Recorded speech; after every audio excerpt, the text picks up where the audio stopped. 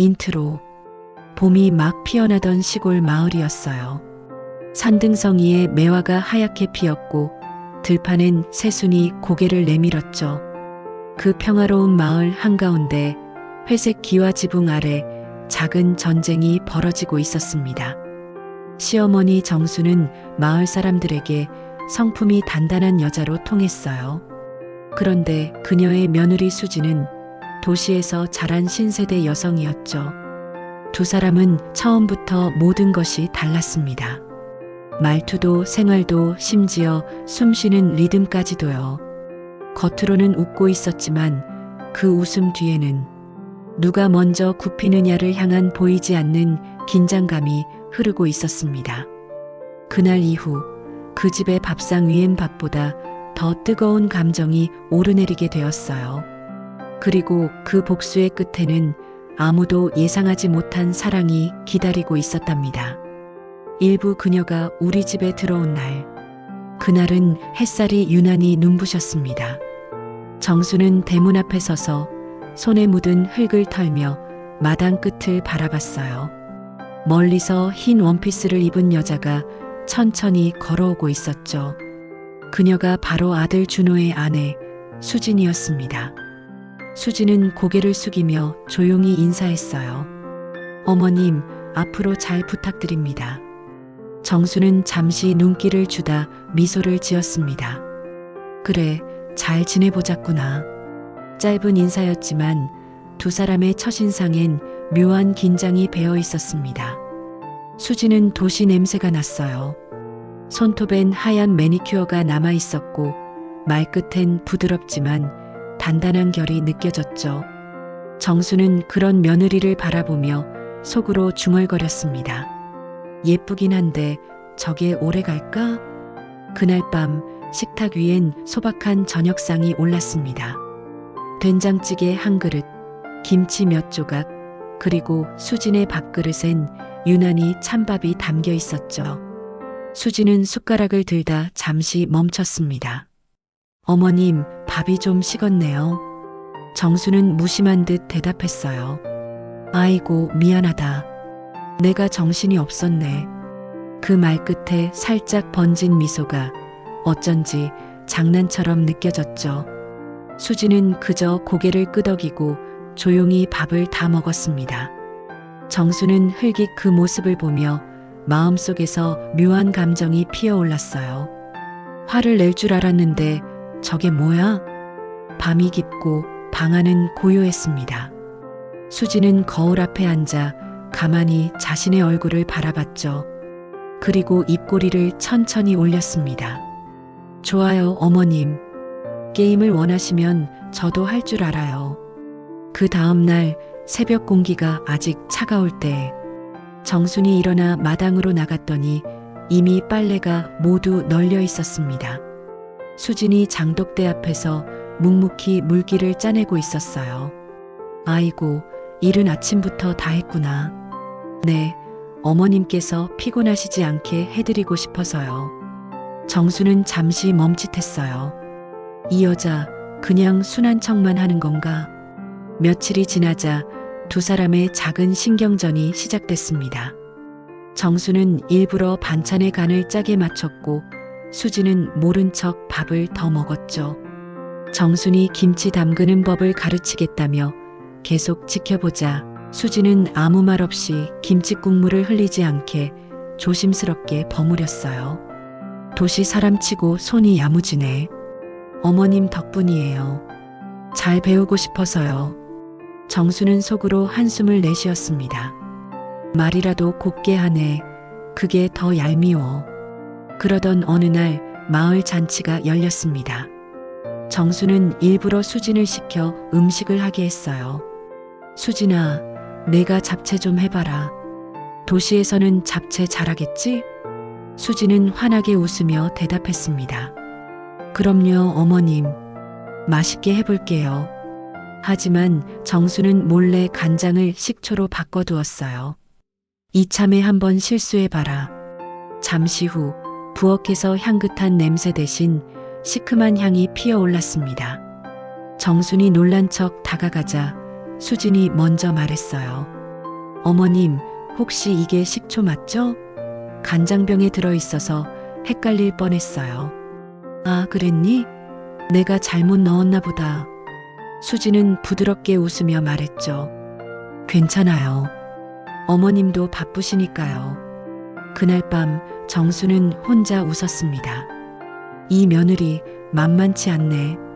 그리고 이상하게도 오랜만에 심장이 두근거렸어요. 마치 예전의 젊은 시절, 남편과 티격태격하던 그 시절처럼요. 수지는 방 안에서 작은 수첩을 꺼내 메모를 했습니다. 어머님, 두 번째 공격 실패. 다음 전략 준비.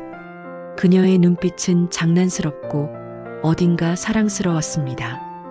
이제 이 집에는 단순한 시댁살이가 아닌 두 여자의 기상천외한 복수극이 본격적으로 시작되고 있었어요. 하지만 아무도 몰랐죠. 그 복수가 결국 서로를 이해하게 만들 첫걸음이 될 줄은요. 이부 묘한 전투의 기술. 그날 이후 그 집안에는 보이지 않는 규칙이 생겼습니다. 정수는 며느리를 길들이려 하고 수지는 시어머니를 관찰하기 시작했죠. 하지만 서로는 모른 척 언제나 평범한 일상의 얼굴로 하루를 보냈습니다. 정수는 새벽마다 일부러 큰 소리로 기침을 했어요. 그건 이제 일어나라는 무언의 신호였죠. 그러면 수지는 다소곳이 방문을 열고 나와 부엌으로 향했습니다. 정순이 묻지도 않았는데 말했어요. 오늘은 제가 아침 준비할게요. 정수는 냉랭한 미소로 고개를 끄덕였죠. 그래, 해봐라. 손맛이 있나 보자. 그날의 메뉴는 된장국과 시금치 무침이었어요. 수진이 국간장을 꺼내 들자 정수는 곁눈질로 그녀의 손을 훔쳐봤습니다. 그 작은 눈빛의 싸움 속에서 두 사람은 말없이 서로의 숨을 읽었어요. 식탁 위에 국이 올랐고 정순이 첫 숟가락을 떴습니다. 그녀는 살짝 멈췄다가 고개를 끄덕였죠. 짜지도 싱겁지도 않네. 다행이에요. 어머님 입맛에 맞으셨다니. 정수는 숟가락을 내려놓으며 중얼거렸습니다. 처음 치고는 괜찮구나. 그 말은 칭찬 같았지만 수지는 그 속에 미묘한 처음 치고는 이라는 단어를 놓치지 않았어요. 그녀의 입가엔 살짝 미소가 번졌죠. 좋아요, 어머님. 다음은 제가 한 수 배워드릴 차례예요. 며칠 뒤 정수는 마을회관에서 김장 모임을 하게 되었어요. 수진에게는 일부러 말하지 않았습니다. 며느리가 모르면 못 가겠지 싶었거든요. 하지만 회관문을 열자 이미 수진이 고무장갑을 끼고 배추를 다듬고 있었어요. 어머님 놀라셨죠? 이장님께 들었어요. 김장 도와드리면 좋을 것 같아서요. 정수는 헛기침을 했습니다. 그래, 뭐 와준 건 고맙네. 하지만 속으론 묘하게 기분이 흔들렸어요. 내가 일부러 말 안 했는데 이 여자가 눈치가 참 빠르네. 그날 김장은 유난히 순조로웠어요. 정순이 소금 간을 보며 말했습니다. 소금이 좀 모자라네. 가져올까? 수진이 웃으며 대답했죠. 제가 5스푼 더 넣었어요. 배추가 커서요. 정수는 살짝 당황했습니다. 정말 간이 딱 맞았거든요. 그녀는 말없이 배추를 뒤집으며 혼잣말했어요. 이 며느리 만만치 않구나. 며칠 후엔 반격이 시작됐습니다. 정수는 일부러 텃밭에 잡초를 남겨두고 수진에게 말했어요. 저기 밭 좀 매줘라. 저건 그냥 풀이라 쉽게 뽑힐 거야. 그건 오랫동안 뿌리 깊게 자란 질긴 잡초였죠. 수지는 고무장갑을 끼고 묵묵히 밭으로 향했습니다. 정수는 마루에서 살짝 지켜봤어요. 저 풀 진짜 안 뽑힐 텐데. 그런데 잠시 후 수진이 땀을 흘리며 그 잡초를 모두 걷어냈습니다. 그녀는 손바닥이 빨갛게 벗겨져 있었지만 웃고 있었죠. 어머님 다 했어요. 보기보다 뿌리가 깊네요. 정수는 순간 아무 말도 할 수 없었습니다. 저 아이 왜 저렇게까지 하지? 그날 밤 수지는 손에 연고를 바르며 중얼거렸어요. 힘든 게 아니라 버텨야 하는 거야. 이건 단순한 시댁살이가 아니니까. 그녀의 눈빛엔 도전보다 더 깊은 무언가가 담겨 있었어요. 아마 그것은 자신이 진짜 가족으로 받아들여지고 싶다는 간절함이었겠죠. 며칠 후 예상치 못한 일이 벌어졌습니다. 정순이 시장에서 넘어져 발목을 삐었어요. 마을 사람들이 도와주려 했지만 수진이 가장 먼저 달려와 부축했습니다. 어머님 괜찮으세요? 병원에 가셔야겠어요. 괜찮다니까. 이 나이에 그 정도야 뭐. 그래도 걸으시면 안 돼요. 제가 부축해 드릴게요. 정수는 처음으로 며느리의 팔에 의지해 걸었어요. 그 팔은 따뜻했고 묘하게 든든했습니다. 병원에서 돌아오는 길 수진이 말했어요. 어머님, 제가 찜질해 드릴게요. 따뜻한 수건으로 하시면 금방 나아요. 됐다고 했지. 내가 그런 거 할 일은 아니야. 어머님, 저도 가족이에요. 가족은 이런 때에 있는 거잖아요. 그 말에 정수는 아무 대답도 하지 못했습니다. 창밖으로 흐르는 논두렁 사이로 노을이 붉게 번지고 있었죠. 그 빛 속에서 그녀의 마음에도 조용히 무언가가 녹아내리고 있었습니다. 며칠 뒤 정수는 몰래 수진의 방문 앞에 고운 손수건을 두었습니다. 그녀가 새로 산 것 중 가장 예쁜 무늬였죠.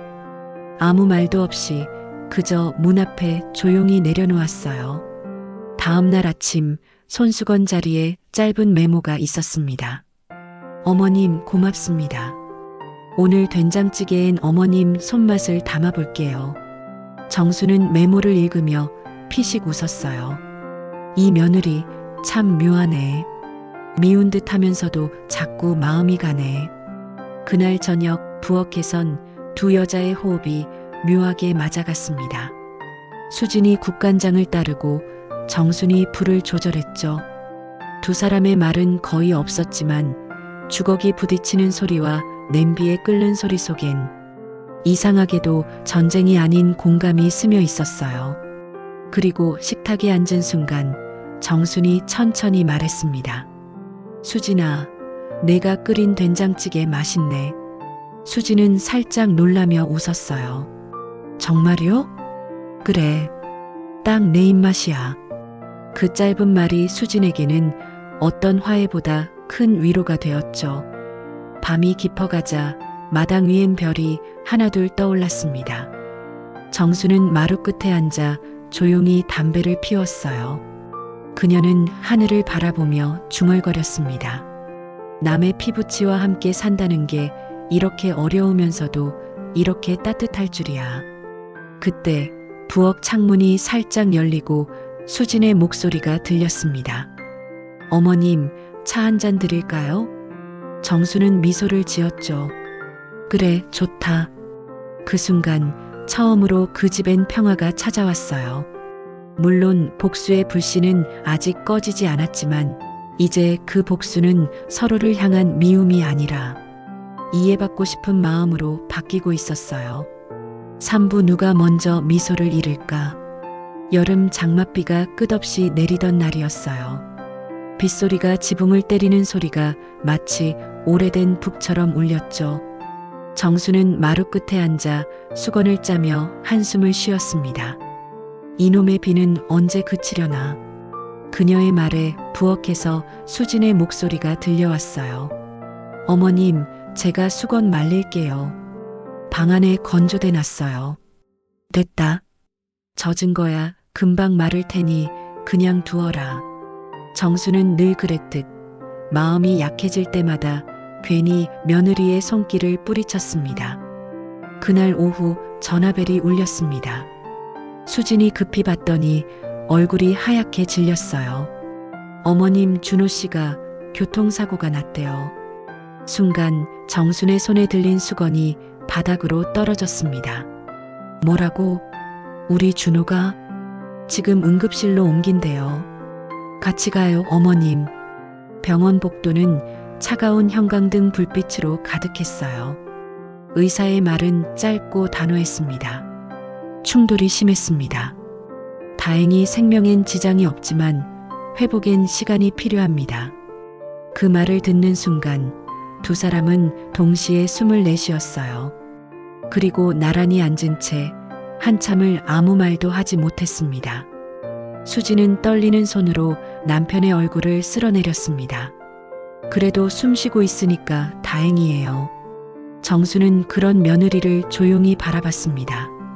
그녀의 눈가에 맺힌 눈물이 이상하게 정순의 마음을 흔들었어요. 저 아이도 아프구나. 내 아들이 아니라 그 아이의 남편이기도 하지. 며칠 동안 병원 생활이 이어졌습니다. 정수는 매일 새벽죽을 끓였고 수지는 밤새 남편의 곁을 지켰어요. 두 사람은 번갈아 가며 깜빡 잠이 들곤 했죠. 어느 날 새벽 정순이 잠에서 깨보니 수진이 의자에 앉은 채 꾸벅꾸벅 졸고 있었습니다. 그녀의 손엔 정순이 싸온 죽그릇이 들려 있었죠. 정수는 그 모습을 한참 바라보다가 살짝 중얼거렸습니다. 참 고생 많다. 내가 내 며느리라서 다행이네. 그 말은 너무 작아서 잠든 수진이 들을 리 없었어요. 하지만 이상하게도 그날 이후 정순의 표정엔 조금의 부드러움이 생겼습니다. 며칠 후 준호가 의식을 되찾았어요. 엄마, 수진이.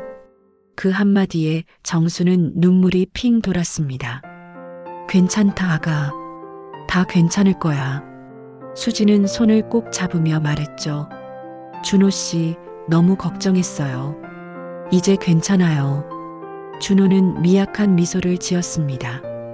그 미소를 본 두 여자는 동시에 눈물을 삼켰어요. 그날 밤 정수는 병실 밖 복도에서 혼자 앉아 있었습니다. 창밖엔 아직 비가 내리고 있었죠. 수진이 조용히 다가와 옆에 앉았습니다. 어머님, 준호 씨가 깨어나서 정말 다행이에요. 그래, 죽는 줄 알았다. 세상에 내 자식이 눈앞에서 사라질 뻔했으니. 정수는 눈을 감고 천천히 말을 이었습니다. 그동안 내가 내게 너무 모질었지? 수진은 잠시 고개를 떨구다 조용히 고백했습니다. 처음엔 많이 힘들었어요.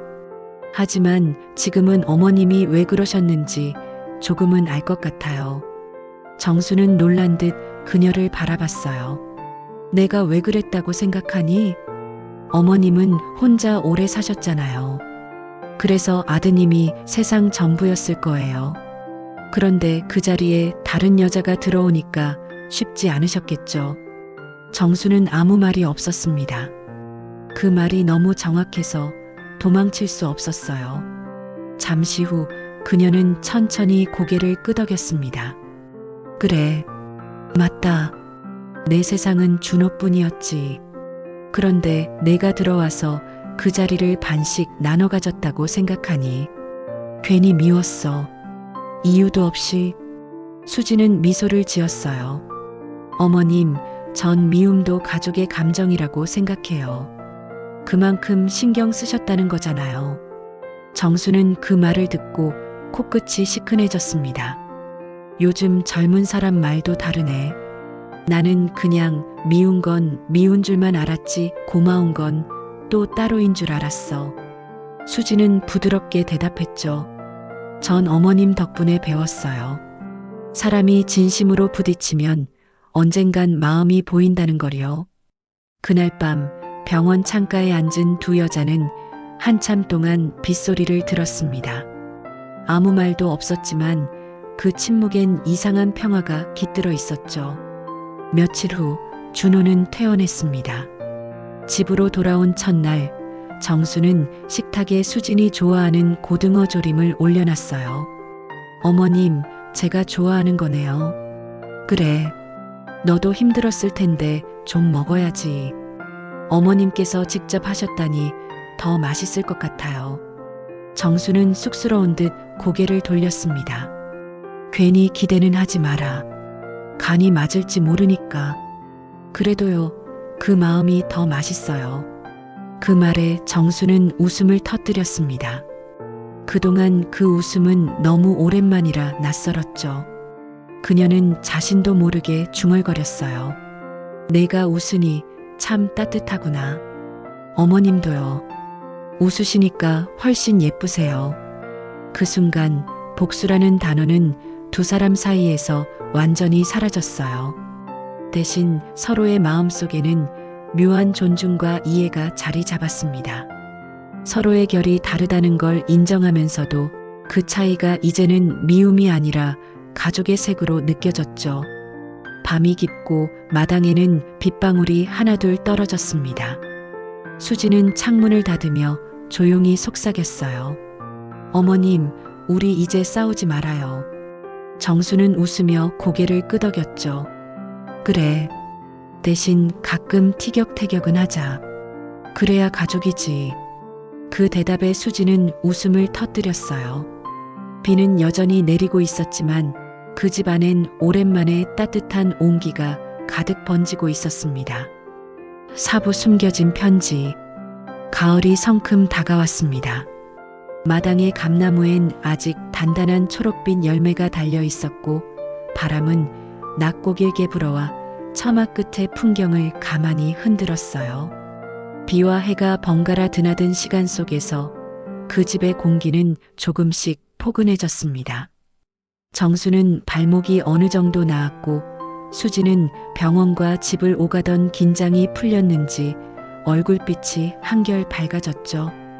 복수의 날카로운 모서리는 둥글게 달아 있었고 말끝마다 서로를 배려하는 숨이 들고 났습니다. 그날은 장롱을 정리하는 날이었어요. 오래된 목장롱의 문을 열자 묵은 겨울 이불과 군데군데 바랜 보자기가 차곡차곡 쌓여 있었죠.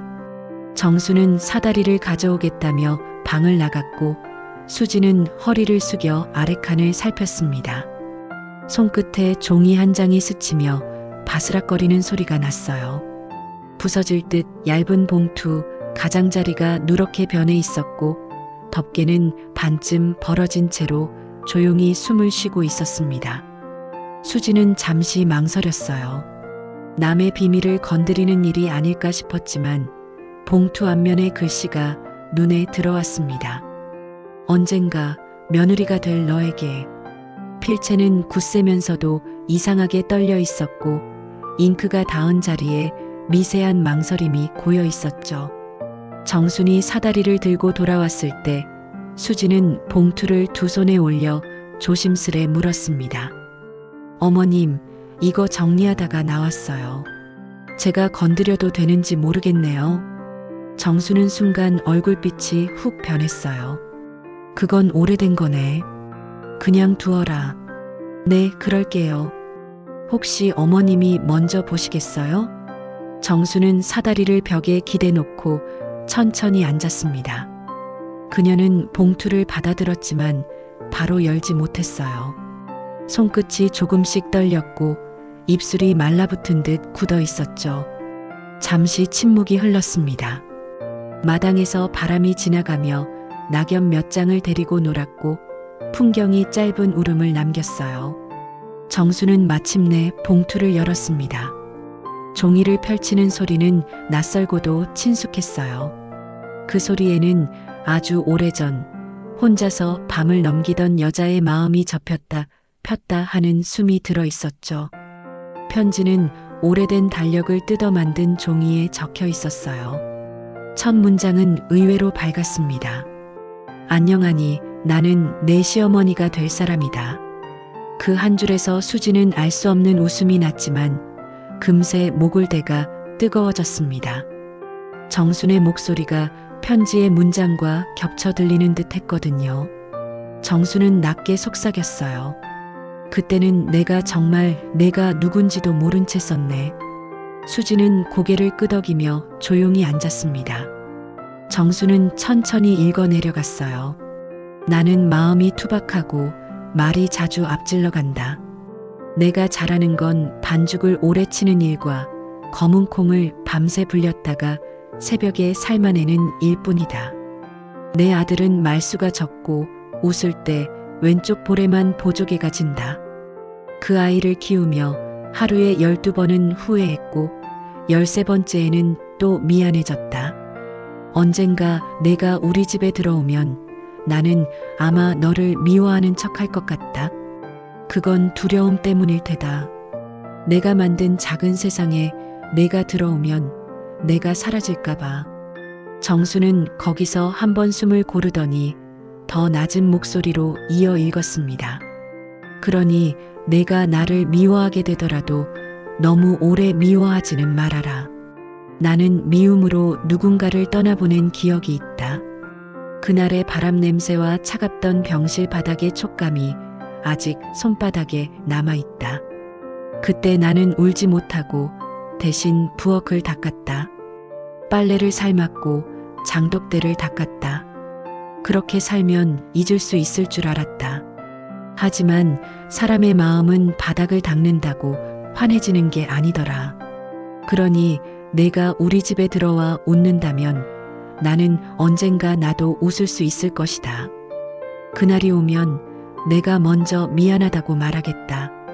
정순의 눈가가 젖었어요. 그녀는 편지의 마지막 줄에 이르러 손을 멈칫했습니다. 종이 끝에는 흐릿한 잉크가 번져 한 글자가 반쯤 사라져 있었죠. 그리고 언젠가 내가 내 딸이라고 부르면 나는 더 이상 외롭지 않을 것이다.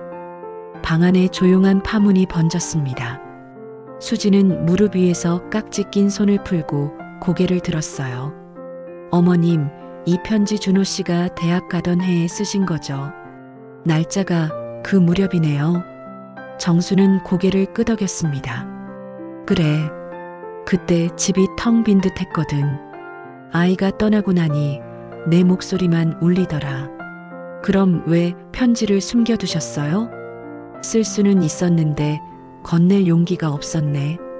멋쩍기도 했고 막상 너라는 얼굴이 나타나면 다른 마음이 먼저 올라올 것 같았거든. 수지는 편지의 가장자리를 손끝으로 쓰다듬었습니다. 종이의 거친 피부가 손가락 마디에 스쳤고 오래된 바람 냄새가 살짝 코끝을 찔렀죠.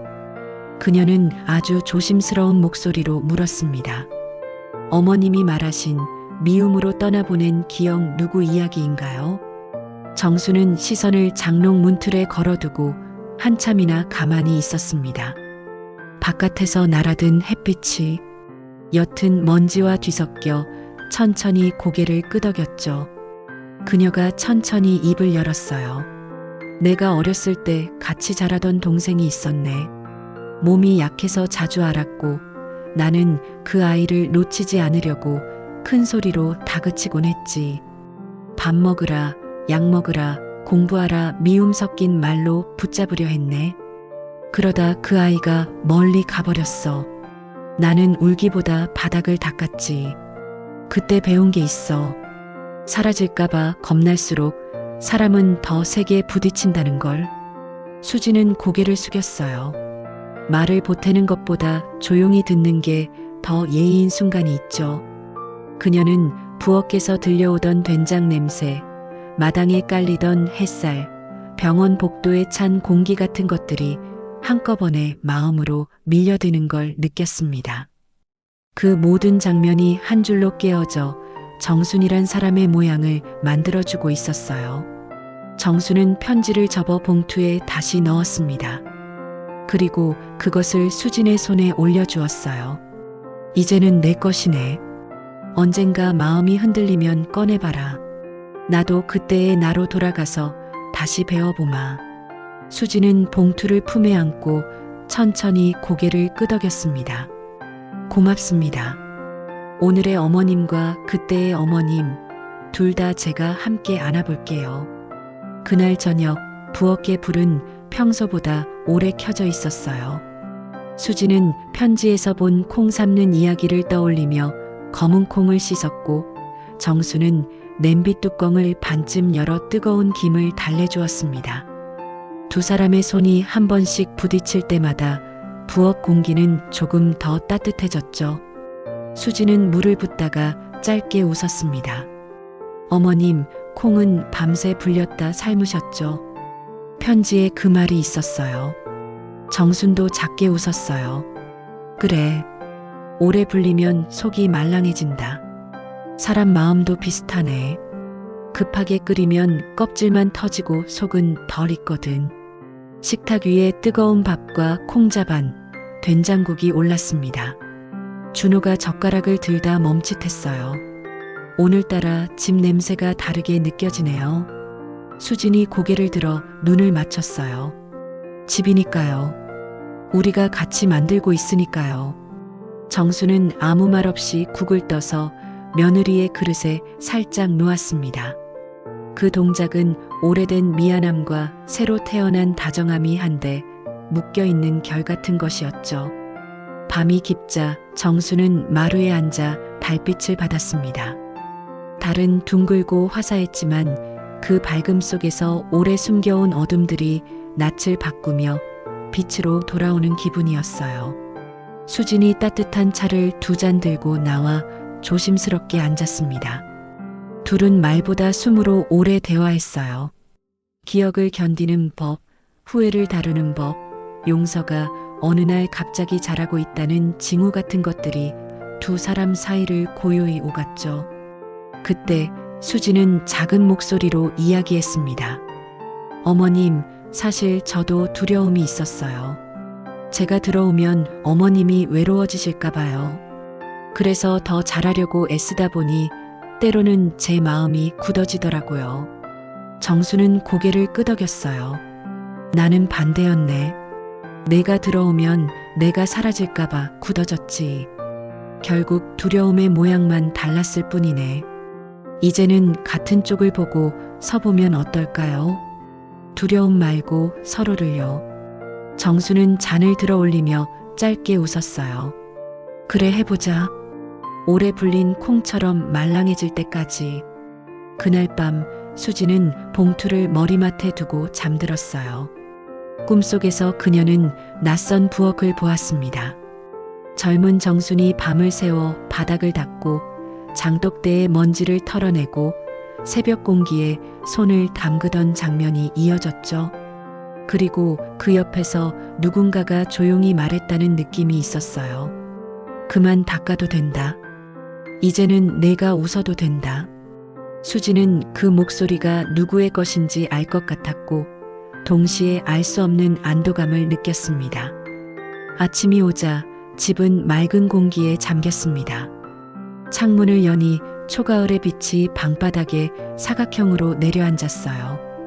정수는 그 빛을 잠시 밟아보듯 서 있다가 조용히 옛 서랍을 열어 작은 스탬플러와 노끈을 꺼냈습니다. 봉투 입구를 단단히 고정한 뒤 장롱 깊숙한 곳이 아닌 거실 책장 한가운데에 그것을 올려놓았죠. 숨겨진 편지가 이제 집의 한가운데로 옮겨온 순간이었어요. 감춰야 했던 과거가 아니라 함께 들여다보며 살아갈 현재의 한 조각으로요. 정오 무렵 마당에는 세탁한 이불이 줄지어 걸렸고 바람이 그것들을 부풀렸다가 가라앉혔습니다.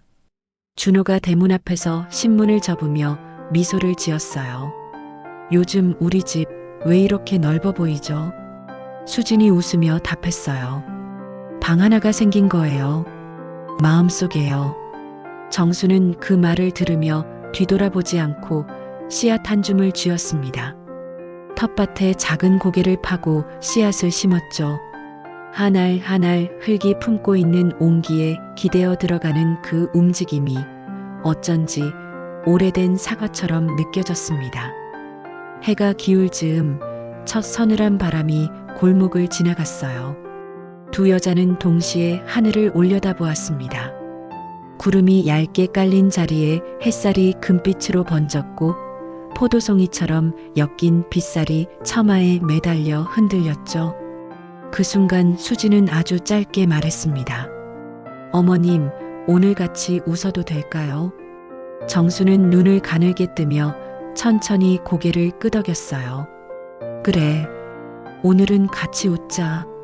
내일도 모레도. 그 집은 그렇게 조금씩 다른 집이 되어가고 있었습니다. 복수라는 말은 먼데로 밀려나고 대신 손과 손 사이의 체온이 자주 오갔어요. 숨겨진 편지는 더 이상 비밀이 아니었고 그 위에 놓이는 하루의 먼지조차 다정하게 느껴졌죠. 사람의 마음은 바닥을 닦는다고 환해지지 않지만 누군가와 같은 빛을 본다면 충분히 환해질 수 있다는 걸 두 사람은 그날 비로소 알았던 것 같습니다. 오부 같은 밥상에 앉다. 추석이 다가왔습니다. 마을 어귀의 벼가 황금빛으로 고개를 숙였고 감나무에는 주황색 불빛이 매달린 듯 탐스럽게 익어갔어요. 바람은 한결 부드러워져서 살갗에 닿을 때마다 오래된 일들을 조용히 덮어주는 것 같았죠. 정수는 이른 새벽부터 부엌에 불을 지폈습니다. 뚜껑이 덜그럭거리고 냄비 속에서 물이 부글부글 끓기 시작했죠. 그 소리는 여느 해의 명절 준비와 다를 바 없었지만 그녀의 마음은 그 어느 해보다 편안했습니다. 작은 숨을 내쉴 때마다 부엌 안의 공기가 따뜻하게 고였습니다. 수지는 거실에서 송편 반죽을 빚고 있었어요.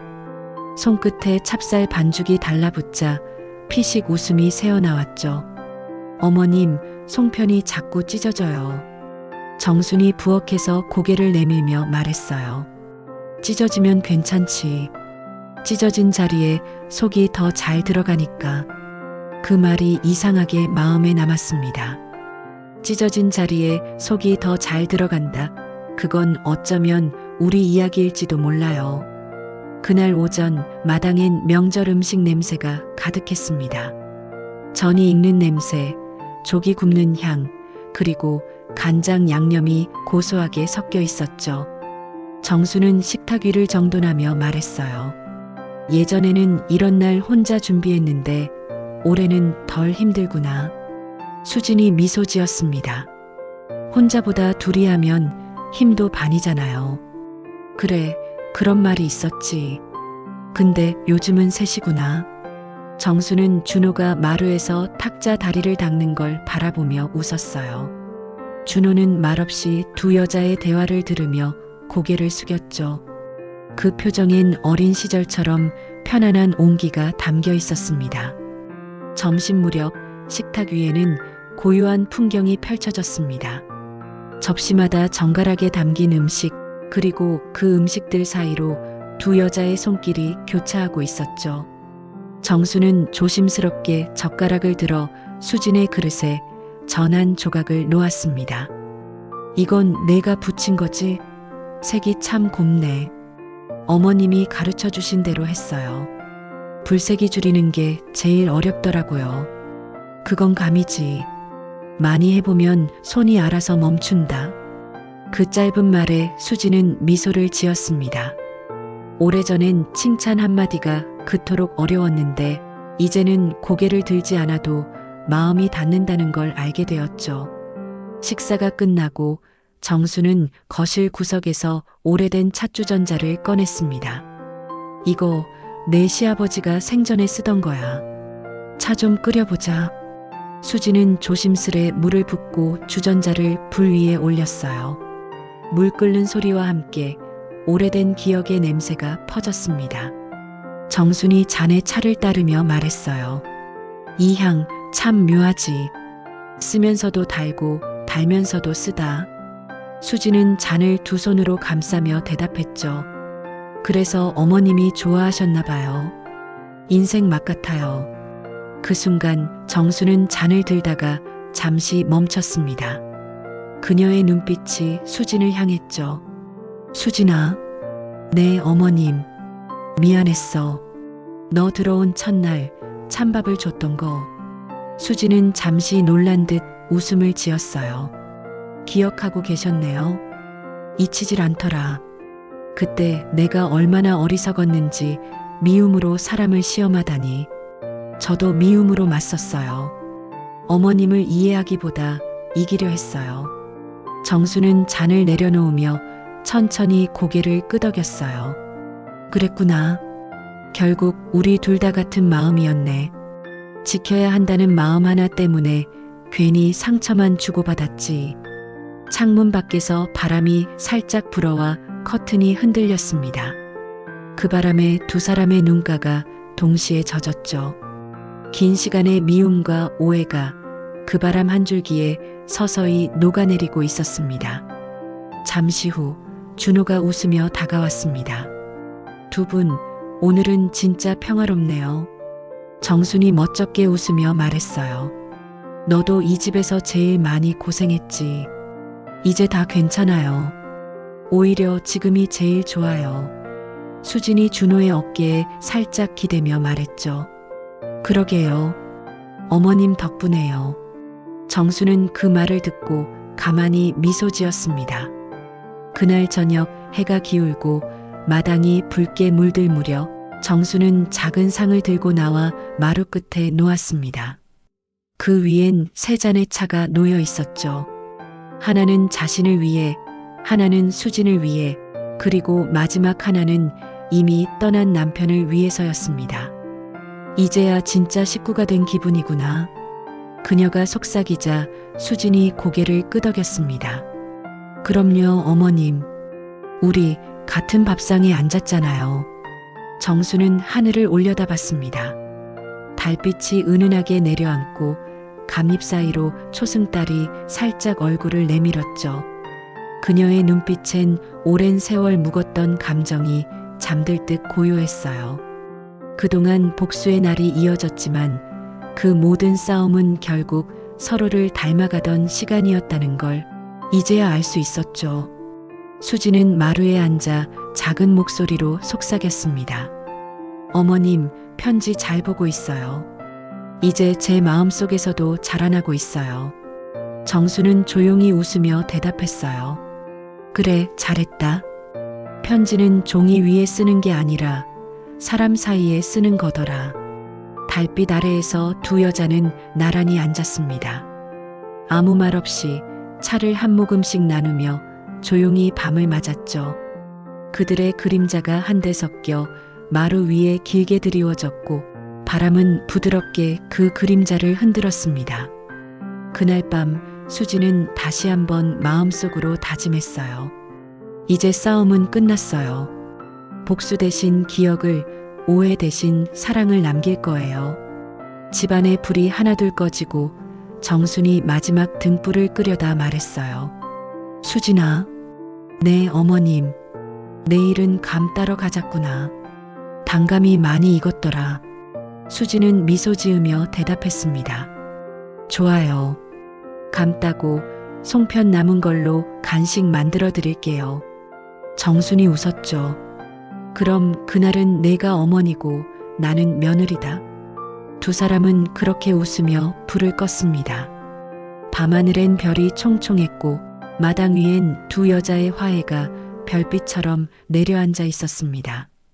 엔딩 나레이션. 가끔 우리는 사랑을 잃고 나서야 그 사랑이 얼마나 단단했는지를 알게 됩니다. 복수라 믿었던 마음이 사실은 보고 싶다는 말의 다른 얼굴이었음을 두 여자는 그제야 깨달았죠. 사람과 사람 사이의 온도는 싸움으로 식는 게 아니라 이해로 다시 데워지는 거예요. 그들의 밥상 위엔 이제 따뜻한 밥과 오래 익은 용서가 함께 놓여 있습니다. 그리고 오늘도 그 집의 부엌에선 콩이 부글부글 삶아지는 소리가 들리고 있을 거예요. 그건 화해의 소리이자 가족이 살아가는 소리니까요. 오늘의 이야기가 마음에 닿으셨다면 좋아요와 구독으로 따뜻한 이야기 한 편 더 함께해요. 다음 시간엔 또 다른 가족의 이야기로 찾아뵙겠습니다.